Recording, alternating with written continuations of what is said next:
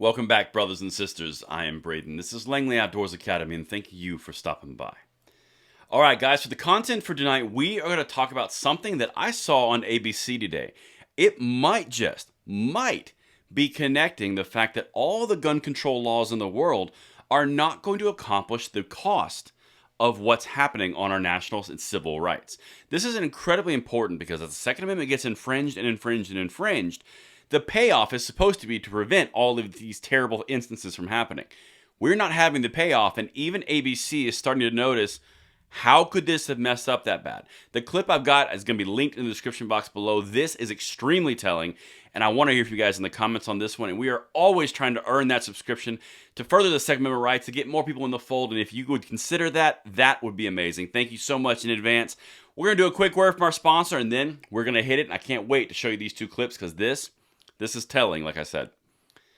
Now, today's sponsor is Acre Gold. In today's economic environment, inflation is actively diminishing the value of the dollar and our savings.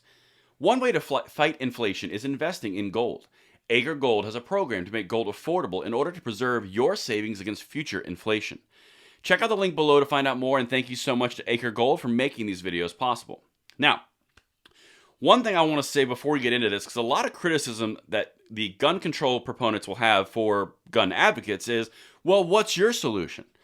I'll tell you right now that my personal solution is we have to deal with the root issue, which is a cultural degradation, a moral degradation in this country. The value of life has been minimized to the nth degree, which is why it's factoring into these things. You add in a little bit of mental health issues, you add in some terrible cultural influences, and this is the terrible result that you get. However, infringing upon the Second Amendment rights of an entire nation, something that we value and cherish, which gives us our freedom in this country, is not the solution.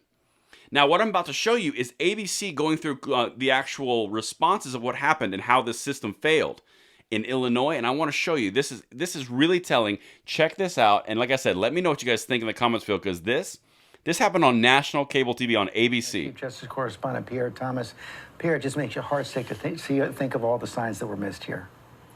George, good morning. A three-letter word applies here. How?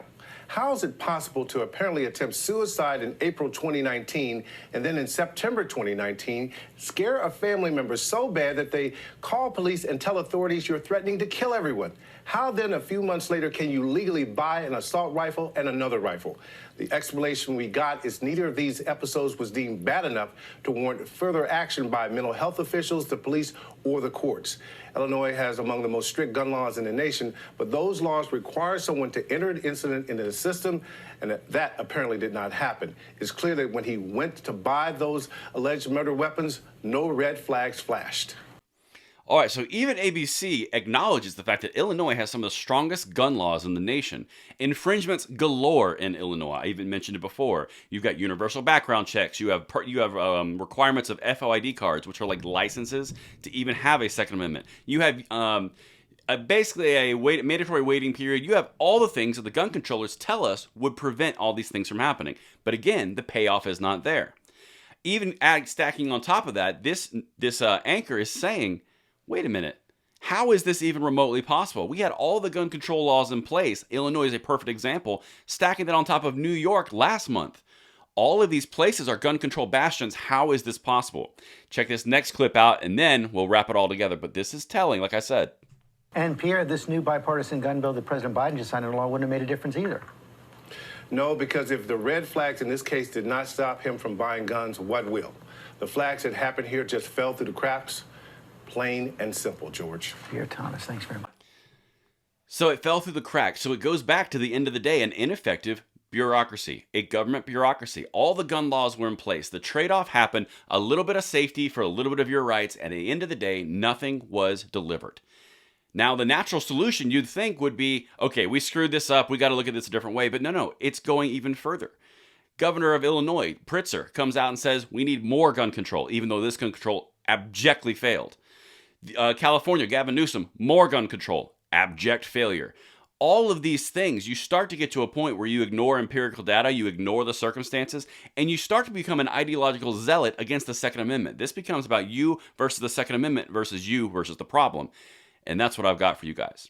Let me know what you think of in the comments field below, and I will see you tomorrow morning on the Bullet Points. I'm Braden. See you later.